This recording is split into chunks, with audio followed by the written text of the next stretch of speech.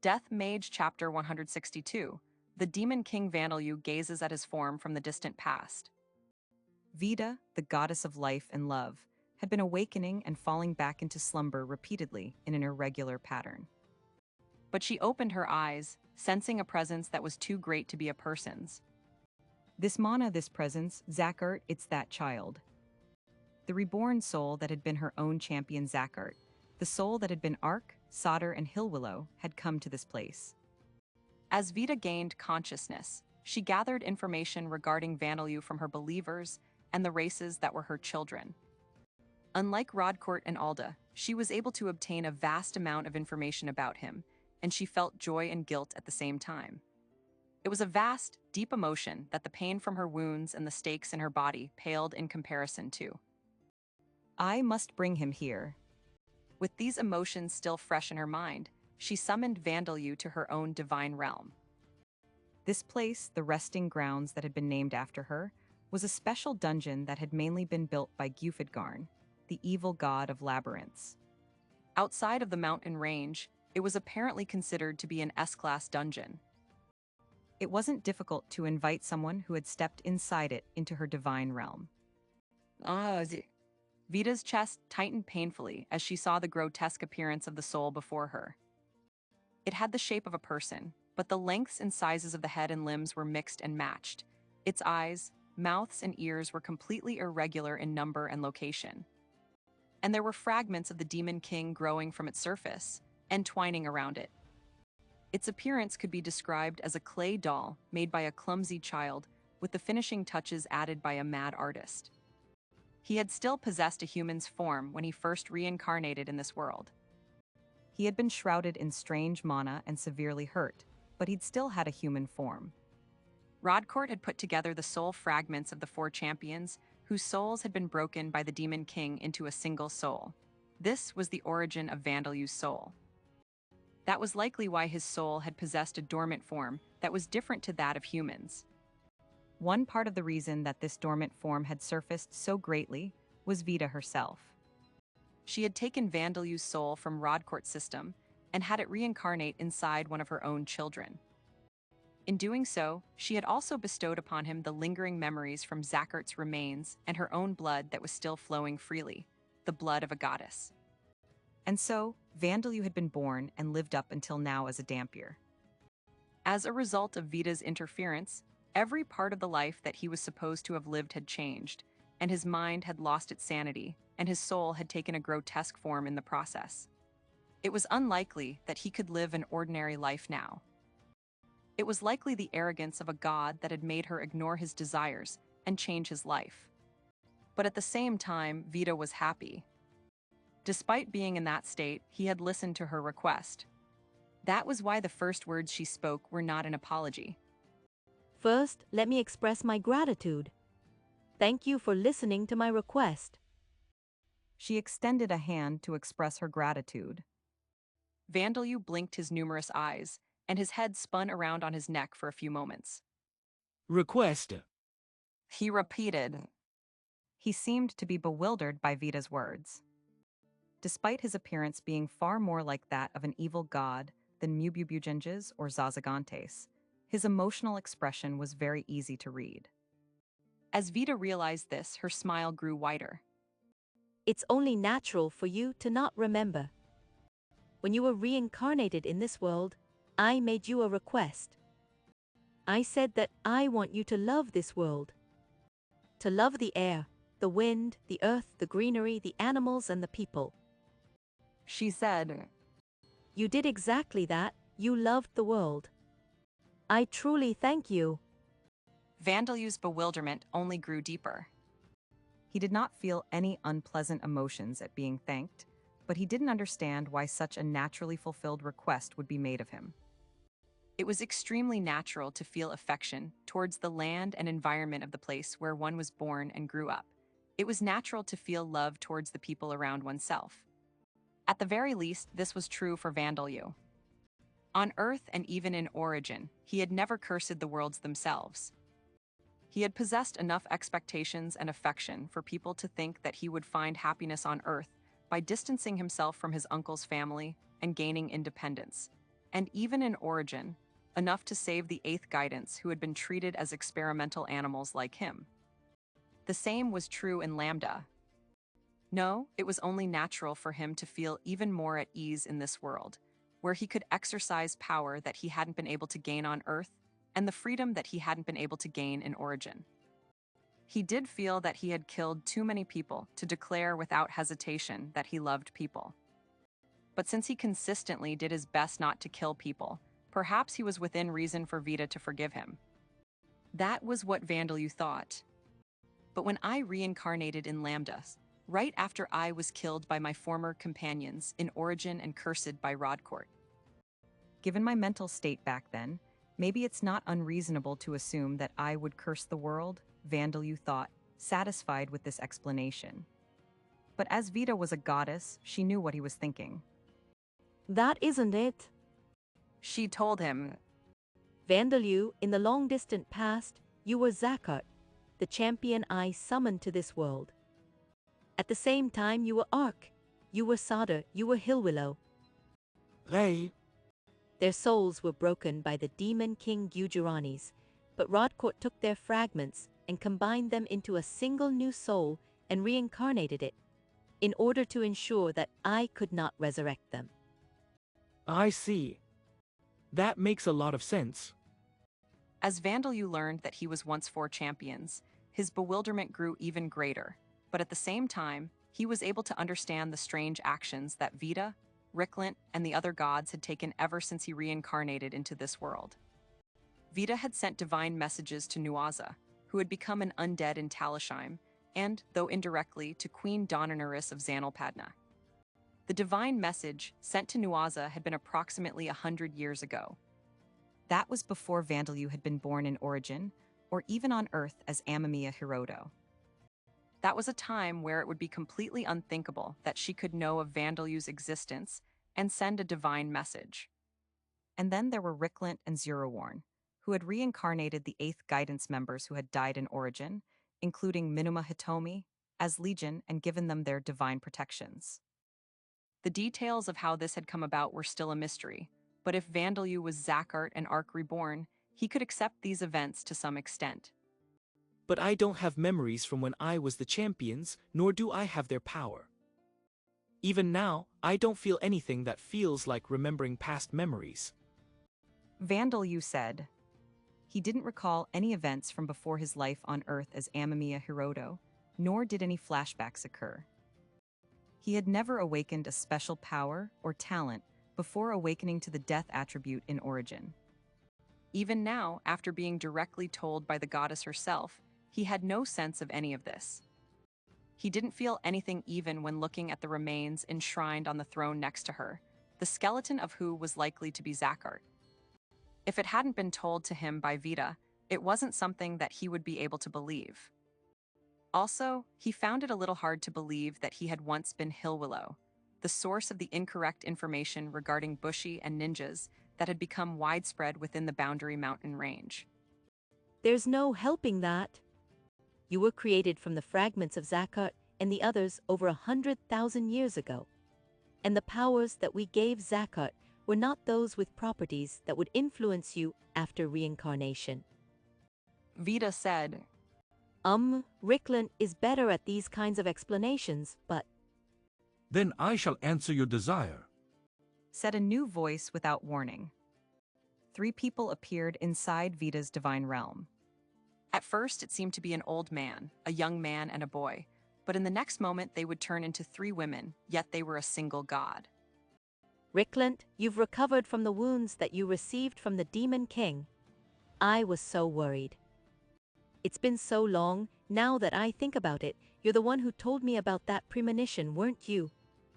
I'm so glad to see you, said Vita.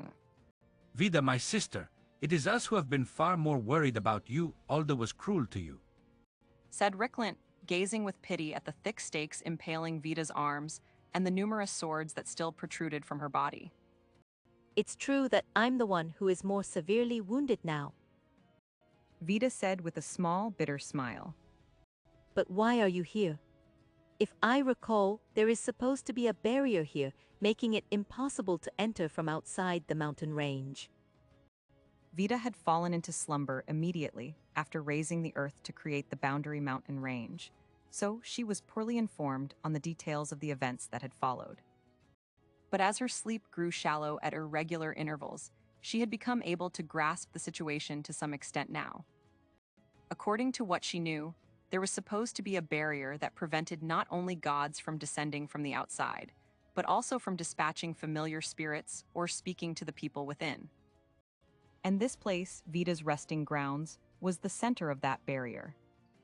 Even if Ricklint was one of the great gods like her, even if he was the one who was the most exceptional in the use of magic, he shouldn't have been able to enter the barrier. This is not my main body. It is something like an image reflected in a mirror. Because I have become worshipped in his nation, it has become possible for me to send my image here. Ricklint's image turned to Vandalieu and lowered his head slightly. Allow me to thank you again for considering our thoughts. Not at all, it seems that it was you who sent Legion to my side. Their form is due to an unforeseen accident. I want you to apologize to them for me, Said Ricklint. He and Zerowarn had come up with the idea of supporting Vandalieu by sending him the members of the Eighth Guidance, who worshipped him in another world. They were supposed to have been reincarnated as separate individuals, just as they had been in origin, but they had been born as a single entity as a result of Rodcourt's interference. They don't really seem to mind it, though, Said Vandalieu. Pluto and the others didn't seem deeply bothered by it themselves. It seemed that they had rather positive personalities, though it seemed that they were positive in a way that differed from the ordinary definition of the word. They had taken aberrant actions in origin, deciding that if only a hellish future awaited them, they would simply do what they wanted to do, take revenge, and then die. Even if they themselves do not mind it, it still does not change the fact that it was a regrettable outcome for me. Said Ricklint. Sorry, Ricklint has always been the type to worry about those kinds of things. Said Vida. Stop this vague explanation of my disposition. More importantly, how about you inspect Vandalieu's current condition, my sister? It should be possible for you now, while your consciousness is still clear. Yes, yes. Said Vida. I'm going to touch you a little. She said to Vandalieu. A warm hand touched Vandalieu's soul. It seemed that this action alone was enough for her to examine its condition. While she is doing that, I shall answer your questions, former and current champion Vandalieu. It is only natural that you do not possess the power and memories from when you were Zakhart and Arke, the obvious outcome. Said Ricklint.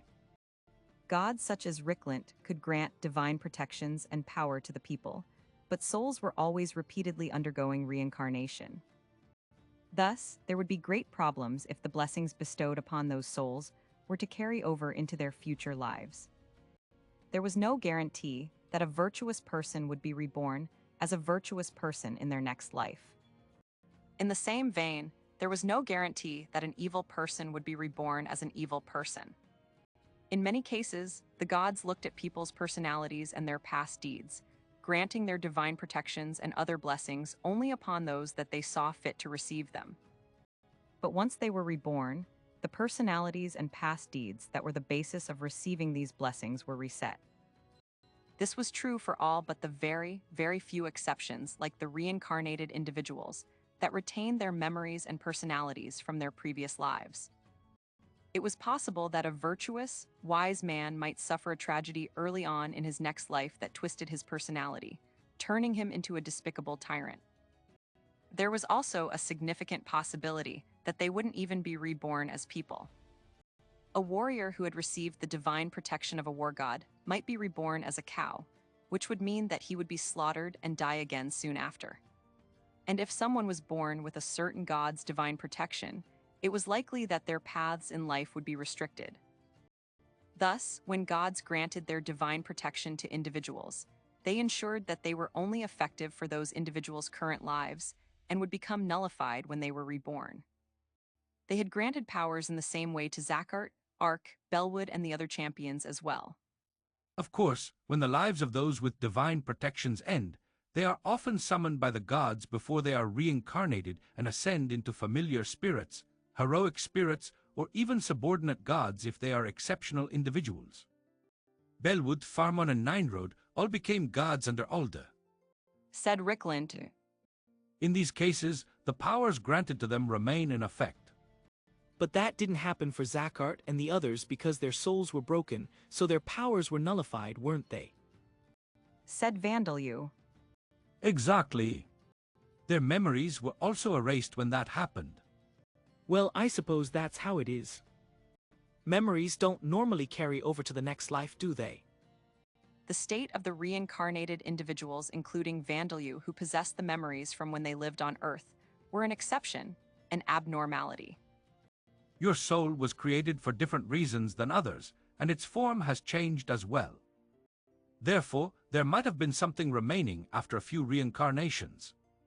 However, it has already been reincarnated hundreds, thousands of times over the past 100,000 years.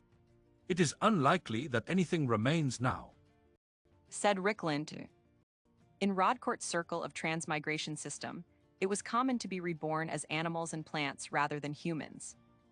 Even if something had been left in the soul, it would have simply lived out its mundane life if it was born as a beast or insect, unable to do anything with it.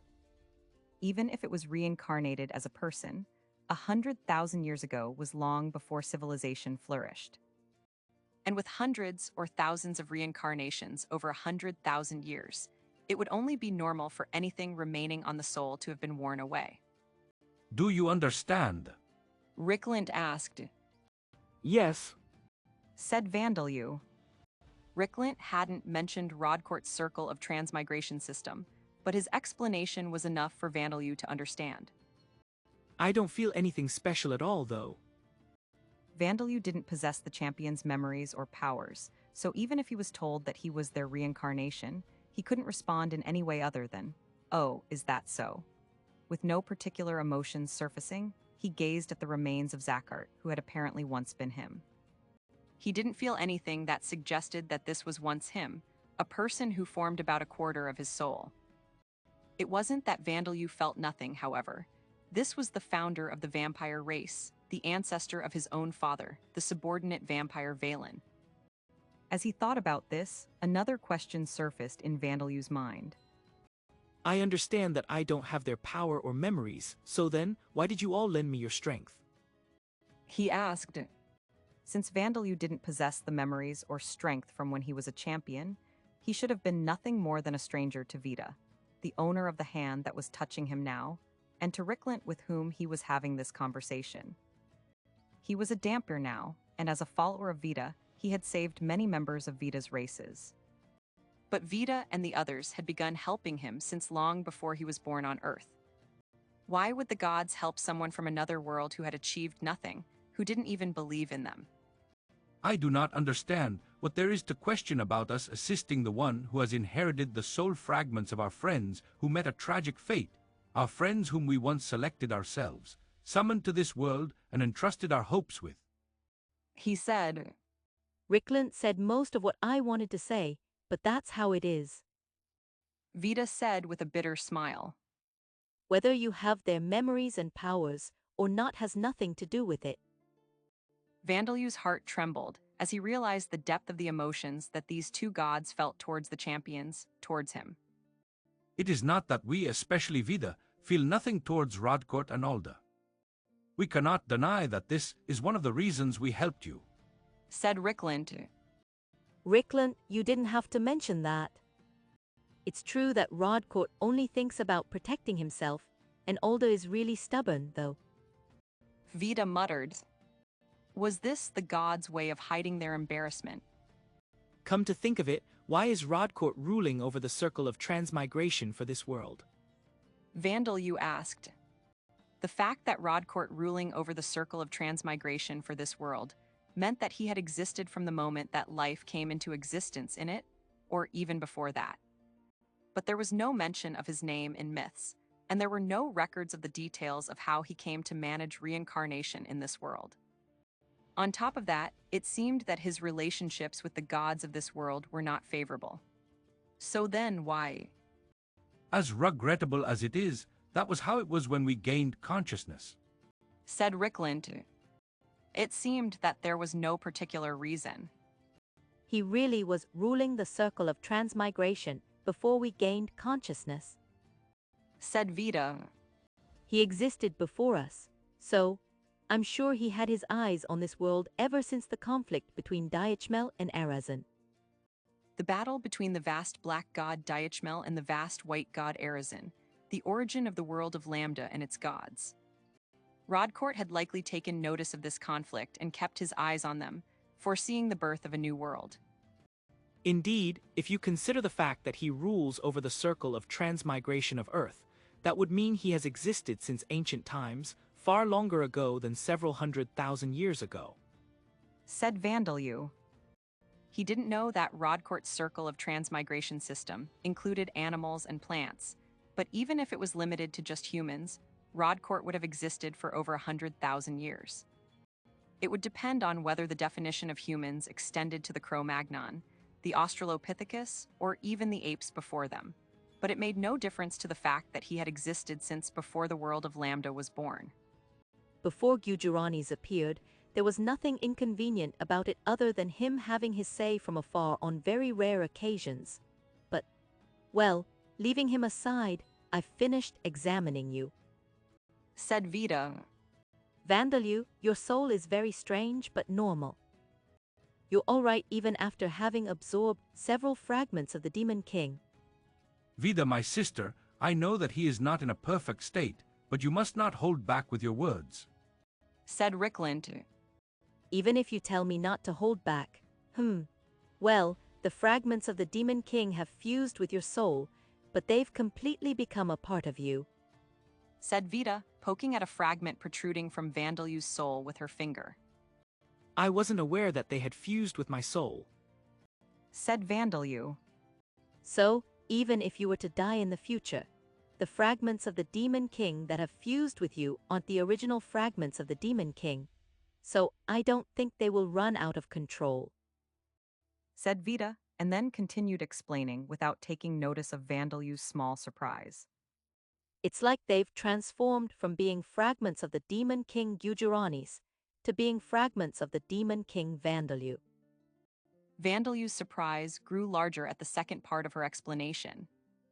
It seemed that every time Vandalieu absorbed a fragment, he was robbing the sealed Gujaranis of a part of his body. So, if you absorb all of the fragments of the Demon King Gujaranis won't be resurrected. In fact, he'll have lost his entire body. Vita said. I see. Then I'll do my best to gather them. Said Vandalieu.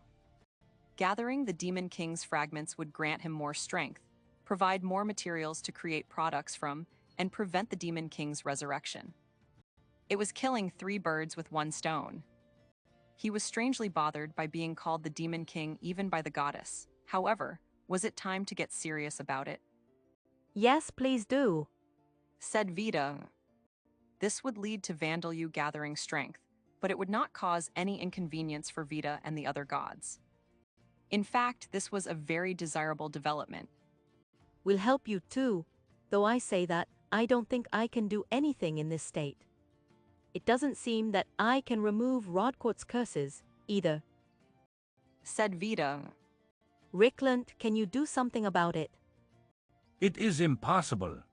Even if I were to regain my original strength and status, it is Rodcourt's authority to place destinies, blessings and curses upon souls between their reincarnations. I do not have the authority to remove them. Said Rickland. Vandalieu, it is likely impossible for you yourself as well. Like the fragments of the Demon King, the curses have become one with your soul. According to Rickland's explanation, Rodcourt's curses had fused with Vandalieu's soul as well. Vandalieu frowned upon hearing this unpleasant piece of information, but if even a god couldn't remove the curses, then it couldn't be helped. Then couldn't you help him through the job and skill system that you created? Vita suggested. By making more undiscovered jobs or something. That would be very helpful, but it seems that this is impossible. Said Vandalieu, looking at the frowns on Ricklint's multiple faces. My sister, during the battle against the monsters of the Demon King Vandalieu's army, I gained knowledge from Zeruworn and created a job and skill system to strengthen the people. At the same time, I chose some of my familiar spirits and had them ascend to subordinate gods to be in charge of jobs, skills, and statuses to help manage the system. Ricklint explained. Apparently, he had turned familiar spirits with no personalities that he had created from his own mana into subordinate gods to manage the system. They were perhaps similar to AI or servers on Earth. But this system was taken advantage of by the Demon King. The monsters gained ranks instead of jobs, received the blessings of skills, and became able to become greater on their own by increasing their ranks without the Demon King and his subordinates having to spend their power on them. I decided to isolate the system so that I would not repeat this failure. Said Ricklint. What do you mean by isolate? Vandalieu asked. After giving full authority over it to the subordinate gods, I had Zeruworn cooperate and isolate them in a separate space. At the same time, I ordered them to keep managing and maintaining the system quietly without listening to the wills of anyone, not even me, no matter what happened. It seemed that Ricklint had gone to quite extreme lengths. You didn't have to go that far. I could not ignore the possibility that I would lose my sanity during the battle against Vandalieu. There were already some gods who had joined the Demon King's army at the time. There was no guarantee that I would not do the same. Said Ricklint. And if I was defeated by Vandalieu like the Colossus god Zeno and the others, and then Vandalieu took over the system, all of the people, including the champions, would have lost the blessings of jobs and skills, with only the monsters continuing to receive them. The chance of this happening was not zero. It seemed that this was how much of a threat Ricklint perceived the Demon King Vandalieu as. Vandalieu had likely been not only tremendously powerful, but an extraordinary user of magic as well. After that, you and Zeruworn fell into slumber during the battle against the Demon King, didn't you? Then is the system still isolated even now? Asked Vandalieu. Yes. Zeruworn and I are awake now, but I do not know what actions Aldo would take if he were to learn that we are not his allies. I knew how my brother was in the past, but now I question his sanity. It seems that you have made drastic decisions in that regard as well, however. Ricklint said to Vita. Vita gave an ungoddess-like giggle to brush off Ricklint's comment. While Ricklint and Zeruworn were slumbering, she had separated herself from Alda and the others, created her own circle of transmigration circle, and given birth to new races. Ricklint's 3 bodies let out deep sighs. I suppose some of the responsibility lies with those of us who were defeated due to our lack of strength and ended up leaving the rebuilding of the world to a mere 2 gods. He said. Leaving that aside, I added adjustments to the system to be expansible so that it would not have any problems in continuing its function even in my absence. It is unlikely that there would have been any problems unless something extremely irregular were to happen. And such an extremely irregular thing did happen. Irregular? Vita repeated. The most extreme of them was the birth of new races that could possess both the jobs of humans and the ranks of monsters. When Vita gave birth to new races, Ricklint had already fallen into slumber. Though it didn't need to be said, she had not consulted things with Ricklint beforehand. Vita suddenly looked away. But it didn't seem that Ricklint intended to blame her. But if that was the only thing, it could have been dealt with. However, that was not the only irregularity. He said. During my 100,000-year-long absence, political systems have changed so that it is humans ruling over humans rather than gods. Humans can become slaves, and humans kill each other in tremendous numbers. Everything about the world's situation now was irregular to the me that went into slumber. Well, that's true. Said Vita. I was surprised whenever I opened my eyes every several thousand years. Before the Demon King invaded from a foreign world, Vita, Ricklint, and the other gods had ruled the humans directly. And then they had fallen into slumber during the war against the Demon King, and the war between Vita and Alda that had followed. It wasn't that they had left the world, thinking that the age of humans had come, or that it was time for humans to lead other humans. And many jobs and skills that I did not think of were born. Knights, soldiers, slaves. There are even jobs and skills that have almost no differences between them, but are displayed by a different name depending on the nation and region. For example, in nations where those with the social status of knights are known as tribunes, one cannot gain the knight job, only the tribune job. Ricklint explained. I can only guess at how the system is currently being managed. This was apparently the reason he couldn't create new undiscovered jobs or useful skills for Vandalieu. Incidentally, the one irregular thing that he didn't mention was Rodcourt sending reincarnated individuals, including Vandalieu, into this world. Since Rodcourt was a specialist in dealing with souls, he could utilize Ricklint's system even if he didn't fully understand it, granting skills to the reincarnated individuals and transforming their abilities to use things that didn't exist like cars, aircraft, and firearms into other skills. This was humiliating for Ricklint. But Ricklint forced that emotion from his mind and continued. This was likely the best result. After all, if Alda were to become able to manipulate the system, it is possible that all of my sister's children could have lost the blessings of jobs and skills. At the time, I had been impaled with stakes like her, so I would have had no way to resist. That is a terrifying possibility indeed.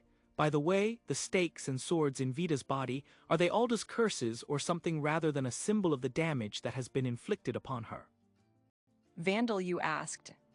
Vandalieu had thought that the stakes impaling Vita's limbs and the swords embedded in her back were visualized images that he was seeing from having entered her divine realm, but judging from Ricklint's words, it seemed that this wasn't the case. These stakes are the stakes of law. While Alda is the god of the light attribute, he is also the god of law, and he has the role of carrying out punishment against the gods. This is a divine authority for punishing gods that have made mistakes, though it was involuntary for me. Said Vita. The swords are artifacts used by Bellwood to inflict wounds upon gods. Vandalieu thought for a moment. If they're not fused with you, then it might work, He said, and then he reached out for one of the stakes impaling Vita. Excuse me. He ignored Vita's surprise, and his misshapen hand touched the stake. Wait, it's impossible for you to take out these stakes. Vita cried. Yes, it's just like Nemesis Bell, I'm temporarily calling it the holy attribute, and if it's that, I can't erase the effects of the stakes or the artifacts. Said Vandalieu. But I should be able to break the stakes and the artifacts. Even if they're made of orichalcum, this is a divine realm after all. In a divine realm, where an object's material had no meaning, Vandalieu should be able to break the stakes and artifacts by using Soul Break.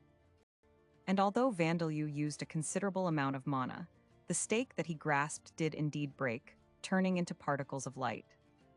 No way, he broke it instead of pulling it out. Vita exclaimed. I see. The stakes and artifacts are powers that are specialized for targeting gods. For Vandalieu, who is not a god, it is easy to break them, as expected of the one who was once Ark. Ricklint murmured. No, it isn't easy. It takes quite a lot of mana, you know. Said Vandalieu. If a mortal can break a divine authority just by using their own mana, that falls into the category of being easy. Vita and Ricklint said simultaneously. Now that I think about it, that might be true, Vandalieu thought as he broke the stakes and artifacts one by one, turning them into particles of light with cracking noises. He cursed Alda and Bellwood with each one that he broke. And after he had broken about half of them, Vandalieu suddenly noticed something running this way in the distance. It looked like an enormous, four-legged beast, but its silhouette was strange. It looked like it had 4 heads. I suppose that's Yuruworn. Said Ricklint. That's not an image, is it? Said Vita. How was he able to get here across the barrier? This is such a sturdy place that on the outside, it's known as an S-class dungeon created by Gufudgarn. He has likely crossed space itself across the barrier. Zeroworn, the god of space and creation, approached at a tremendous speed. Take this. He shouted, and then he threw something from one of his four mouths at Vandalieu, who was continuing to break the stakes and swords at a leisurely pace. It was something resembling a sparkling jewel, and as it touched Vandalieu, it silently went inside him. And then Zeroworn toppled over and stopped moving, the tongues hanging out of all four of his mouths in complete exhaustion. I'm tired, I'm going to sleep. Zeroworn, I'm happy to see you after so long, but please don't sleep. This is my divine realm, said Vita. Zeroworn, what kind of behavior is that for a god? Ricklint said in disapproval. Can I please ask what I was just given? Said Vandalieu. Good grief. Zeroworn muttered as he got up again, yawning as he straightened up. Vandalieu, I grant you, the transgressor of boundaries, the divine blessing of the dark gods of earth. The dark? Vandalieu repeated. Yes, dark. The divine protection of the gods related to the afterworld, the demons of hell Oni, monsters from ghost stories and other such beings. Negotiating for it was really tiring, so just take it and don't make that face, I'm begging you. Zeroworn pleaded, seeing Vandalieu making a face that clearly showed that he didn't want the divine protection of such ominous beings. I mean, there were so many divine beings that were firmly opposed to giving you their divine protection, and it seemed like it would take another 100 years if I were to wait for them to make up their minds. I see. Why would the gods of Earth, the world in which Vandalieu had died in about 30 years ago, give him their divine protection? He didn't understand at all. In fact, he was surprised that gods actually existed on Earth at all. But it seemed that Zeroworn had no intention of explaining this.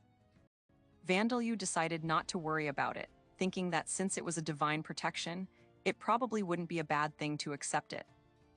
And then he broke the final sword. At that moment, the blood that continued flowing from Vita stopped. Thank you, Vandalieu, my child. I won't return to normal straight away, but thanks to you, I will be able to begin recovering my power, said Vita.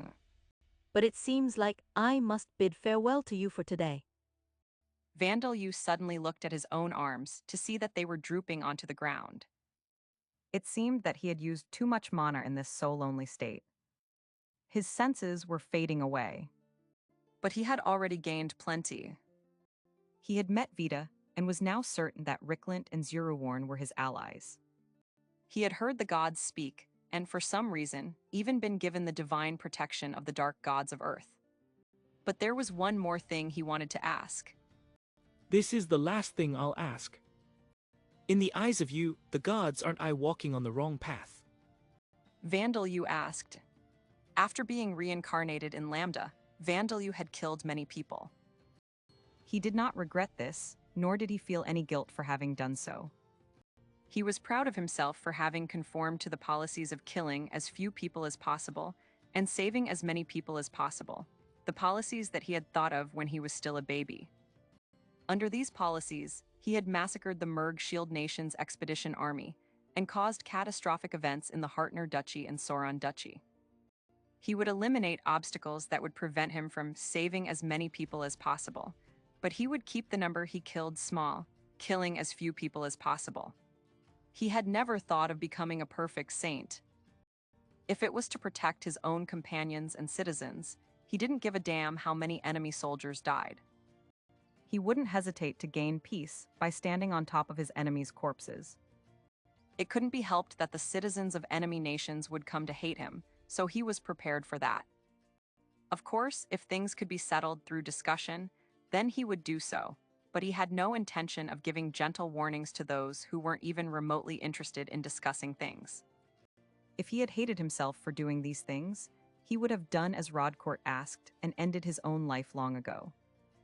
But Vandalieu asked this question because he was aware that this was not a sense of values that could be considered ordinary.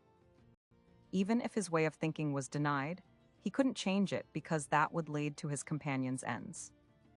But it was possible to make small changes.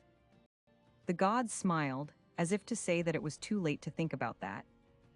Our blessings to you, the one who transgresses the boundaries between the living and the dead, between good and evil. We don't mind, so just do whatever you want, said Zeruwarn. He was the god of creation, but he was also the god of the destruction that came about as a result of that creation. He would welcome the creation that would come after the destruction of the order established by Alda and the circle of transmigration established by Rodcourt. As he himself was a trickster, a transgressor of boundaries, his thoughts were beyond the realm of good and evil. There is no right and wrong. We were never gods that discuss good and evil. Now is an age where humans, not gods, rule humans, so good and evil is something that should be decided by the people, said Rickland. He was the god of magic and the time attribute. People were creatures that eventually died. Therefore, he had a dry way of thinking regarding people's lives. And the new magic that you use is greatly intriguing. You are even controlling it properly. With that being the case, there would be no problem in creating immortal beings, he said. Since Rickland was the god of magic, he valued the study of new spells, inventions, and knowledge. The undead that Vandalieu created or tamed were under his control, so there was no reason for Rickland to find fault in him. My child Vandalieu, you, who listened to my selfish requests, I have everything to thank you for, but nothing to blame you for. Do as you please. At the very least, the path you walk is not mistaken in my eyes, said Vita. Vandalieu was a lovable being to Vita, the goddess of life and love. She ruled over love. This caused some misunderstandings regarding her among her followers as well, but she had never preached philanthropy. She had never taught that hating conflict was a bad thing, but she hadn't taught that causing others harm was a bad thing either. She had once taught that one could not forcibly love their neighbor, however. Life was a competition. Eating other life forms in order to live was a natural thing that occurred every single day. And fighting to protect loved ones was never evil. If she preached philanthropy and valued a correct way of life, she would never have left Alda and the others and given birth to new races, nor would she have turned Zachart's remains into an undead to mate with him. Last of all, please take this with you. I'm sure it will help in the resurrection of your mother, my child Darsha. Vita gathered the blood that had flowed from her body into her hands, formed a solid sphere with it, and handed it to Vandalieu. Also, take a good look around these resting grounds. They're called my resting grounds, but to Gufidgon, the one who built it, it's a mausoleum for Zacchart. He loved Zacchart so much that he called himself Zachart's first disciple, so I'm sure you'll find hints for clearing the trial of Zacchart. Vida, it seems that he has already returned to his body, said Rickland. I tried to thank him multiple times, but you started talking every time I tried, so I couldn't really find a good timing, said Zeruwarn. I still had things I wanted to say to him,